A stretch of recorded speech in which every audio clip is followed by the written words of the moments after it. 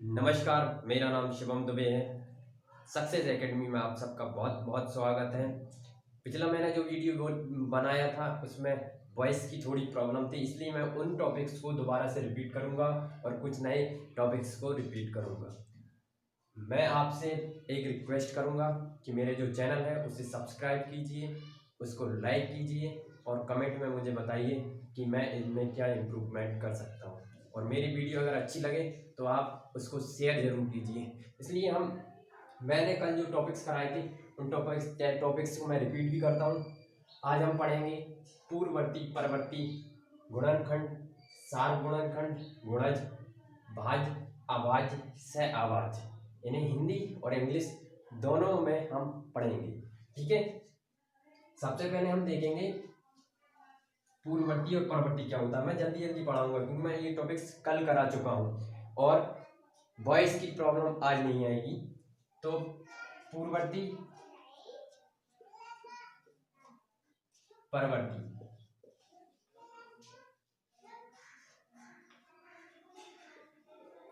पूर्ववर्ती और परवर्ती क्या होता है, इसे हम इंग्लिश में बोलते हैं प्रोडेसेसर,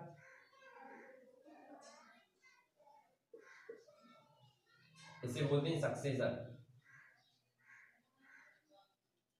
अब इसमें क्या होता है, जैसे कोई भी संख्या दे दी गई कि जैसे मान के चलो 49 दी, 49 दी है, इसका हमें परवर्ती और पूर्ववर्ती बताना है। पूर्व का मतलब होता है पहले, पूर्व का मतलब क्या होता है पहले, पर का मतलब होता है बाद में,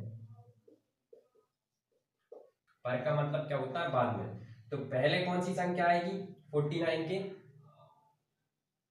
48, बाद में क्या आएगी 50। ठीक है, तो जो 49 का पूर्ववर्ती है वो 48 है और जो परवर्ती है वो 50 है। ठीक है, आपको ये क्लियरली समझ में आया।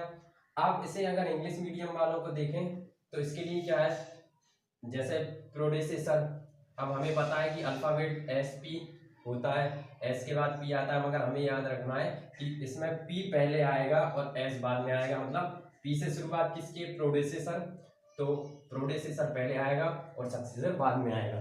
ठीक है, ये आपको क्लियरली समझ में आया। ऐसे ही हम एक और एग्जांपल ले लेते हैं, जैसे 66 है, इसका प्रोडेसेसर होगा 65 और सक्सेसर होगा 67। ठीक है, ये आपको क्लियरली समझ में आया कि पूर्ववर्ती और परवर्ती क्या होता है। ये एमपीएसआई और एमपी कांस्टेबल 2017 के एग्जाम में आया है। ठीक है, अब हम जल्दी से आगे बढ़ेंगे, ये आप लिख लेना, नोट डाउन कर लेना, और भी एग्जाम्पल आप ऐसे ही कर सकते हैं। अब इसके अलावा हम आगे बढ़ते हैं गुणनखंड।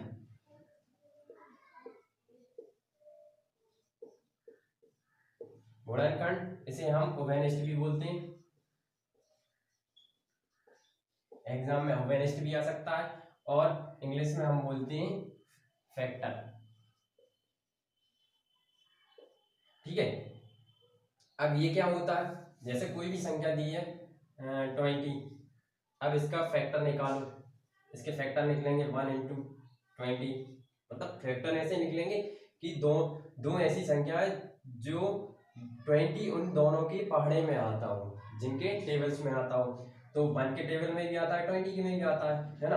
अब 2 into 10, 2 into 10, इसके अलावा 5 into 4, मतलब 4 के में भी आएगा, 5 के में भी आएगा, 2 के में भी आएगा, 10 के, मतलब इसके फैक्टर्स कितने हो गए 1 2 5, 1 2 4 5 और 10 और 20। इसके कितने फैक्टर्स होगा 1 2 3 4 5 6, तो इसके कितने 6 फैक्टर है। संख्याएं पूछ सकते हैं कि कितने होंगे 6, और अगर उन्हें अलग अलग पूछे तो सभी को लिख के बता देंगे, एक मतलब जो ऑप्शन में आएगा उसमें पता चल जाएगा हमें। इसके अलावा इन सभी में से कोई एक ऑप्शन में दे सकते हैं। ठीक है, तो ये आप समझ में आ गया कि फैक्टर्स क्या होते हैं, गुणनखंड क्या होते हैं। इसका एक और एग्जांपल ले लेते हैं 15 को 1 into 15, इनके ऐसे फैक्टर निकालो जो उसके मतलब 15 उनके पहाड़े में आता हो। 1 के में भी आता है, 15 के में भी आता है, 3 क्योंकि 2 के में तो आएगा नहीं, तो 3 into 5, 5 के में भी आएगा और 3 के में भी आएगा, इसके अलावा और किसी में नहीं आएगा। तो इसके कितने फैक्टर्स हो गए 1 3 5, 3 फैक्टर हो गए। ये आपको क्लियरली समझ में आ गया, ठीक है। अब मैं इसे मिटा दूं, आप ऐसे ही और एग्जांपल से आप क्वेश्चन कर सकते हैं, ठीक है।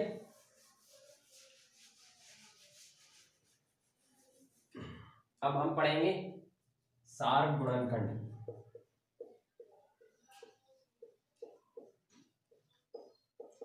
सार गुणनखंड क्या होता है, ठीक है। अब हम देखेंगे कि सार गुणनखंड क्या होता है। हमने गुणनखंड एक संख्या का निकाला था, मगर सार गुणनखंड एक या दो, एक से अधिक, दो या दो से अधिक संख्याओं का हम सार गुणनखंड निकालते हैं। जैसे हमने निकाला 20 और 24। 20 का क्या होगा, जैसे 20 का 1 इंटू 20, अब 2K में भी आता है, 2 इंटू 10, 3K में नहीं आता, 4K में आता है, 4 इंटू 5, 5K में आता है, ठीक है। और इसके अलावा और किसी में आता है, नहीं आएगा, ठीक है। तो इसके कितने गुणनखंड हो गए, 6 गुणनखंड है।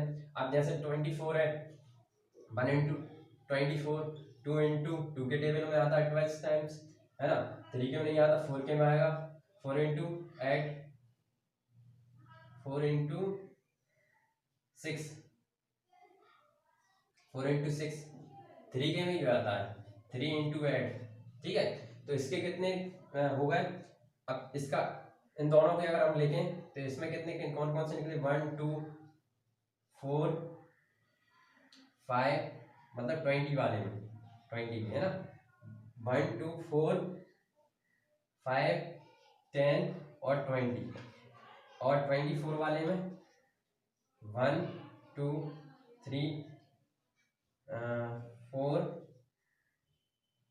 के बाद 6 8 12 और 40 24, ठीक है। अब इनमें कॉमन कौन कौन सा है, 1 है, देखो इसमें भी 1 है, 2 है, इसमें भी 2 है, 4 इसमें भी है और इसमें भी है, 3 इसमें नहीं है, ठीक है। तो इसके अलावा कोई से भी मिल नहीं रहा है, तो इनके दोनों के कॉमन मल्टीपल्स कौन से होंगे, 1 2 4, 1 2 4। ये आपको क्लियरली समझ में आया कि सार गुणनखंड या कॉमन मल्टीपल क्या होता है, common multiple, sorry common factors. Common factors क्या होते हैं कि दो या दो से अधिक संख्याएं जिनमें से जिनके हमने फैक्टर किए, जिनके हमने गुणनखंड किए, उनमें से जो एक जैसे होते हैं उन्हें हम कॉमन फैक्टर या सार गुणनखंड कहते हैं, ठीक है। आपको क्लियरली समझ में आया। अब हम आगे बढ़ते हैं। ये आपको ऐसे ही और भी एग्जांपल आप निकाल सकते हैं, मैंने कल बताया, वो वीडियो भी देखें, उसमें और अच्छे से बताया है, ठीक है। मैं आज जल्दी जल्दी करा रहा हूँ क्योंकि और भी हमारे पास टॉपिक्स हैं। अब इसके अलावा अब क्या है हमारे पास, गुणज। गुणज को हम मल्टीपल बोलते हैं, ठीक है। मल्टीपल क्या होते हैं, मतलब 5 का टेबल को अगर उन्होंने बोला कि 5 के प्रथम 5 गुणज निकालो, तो क्या होगा कि 5 के टेबल को 5 बार लिख देते हैं, 5 दूनी 10, 5 तिया 15, 5 चौको 20, पचम 25। प्रथम 5 गुणज पूछ रहा है, मतलब उससे विभाजित होने वाली संख्याएं, 5 से विभाजित होने वाली पहली 5 संख्याएं तो कौन कौन सी होंगी, 5 10 15 20। मतलब गुणज का जब भी बात करें तो हम उसके पहाड़े को याद करें, मतलब पहाड़े को लिख सकते हैं, पहाड़े को। अब वो क्वेश्चन के अकॉर्डिंग कैसा पूछ रहा है, प्रथम 5 पूछ रहा है तो हमने पहले 5 लिख दिए। अगर वो पूछे कि 5 के 40 से 60 के बीच की गुणज बताइए, तो 40 भी है एक, 5 का गुणज 45 भी है, 50 भी है, 55 भी है और 60 भी है। कितने होंगे, 5 गुणज होंगे, ठीक है। आपको समझ में आया। अगर सीरीज में दे दिया सीरीज में भी दे देंगे, या फिर पूछ लेंगे कितनी संख्याएं होंगी उनकी, ठीक है। आपको समझ में आया, क्लियरली समझ में आया। अब हम आगे बढ़ते हैं, गुणज क्या होता है। इसके बाद भाज्य संख्याएं, भाज्य और अभाज्य क्या होती है। भाज्य संख्याएं, इनको हम बोलते हैं कंपोजिटिव नंबर्स।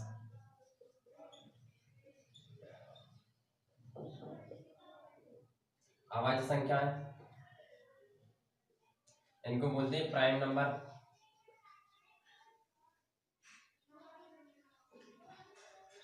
Prime numbers. अब भाज्य और अभाज्य क्या होती हैं? भाज्य वह संख्याएं जिनके दो से अधिक गुणनखंड हो, उन्हें हम क्या बोलते हैं? भाज्य। और अभाज्य मतलब प्राइम नंबर जिनका खुद के अलावा और एक के और खुद के अलावा कोई और गुणनखंड ना हो, मतलब एक और जो भी संख्या है, मान के चलो 3 है, 3 के कौन कौन से गुणनखंड, ये अभाज्य संख्या है, तो ये 3 के में और 1 के में ही आएगा, इसके अलावा और किसी में नहीं आएगा, है ना। तो वह संख्याएं जो खुद के और एक के अलावा किसी और के का गुणनखंड हो, उन्हें अभाज्य संख्याएं कहते हैं। अब भाज्य संख्याएं कौन कौन सी होती हैं? सबसे छोटी जो भाज्य संख्या होती है वो 4, क्योंकि 4 2 से कट जाती है। अब उससे 3 किसी और से नहीं कटती, 2 किसी से नहीं कटती, और 1 ना अभाज्य होती है ना भाज्य संख्या होती है, ये याद रखना आप। अब 2 के बाद और 4 के बाद कौन सी होगी? 5, 7, 7 के बाद 11, 13। हमेशा याद रखना है। ओ सॉरी, ये क्या है? भाज्य संख्या है, मैं अभाज्य लिख रहा था। तो भाज्य संख्या क्या है?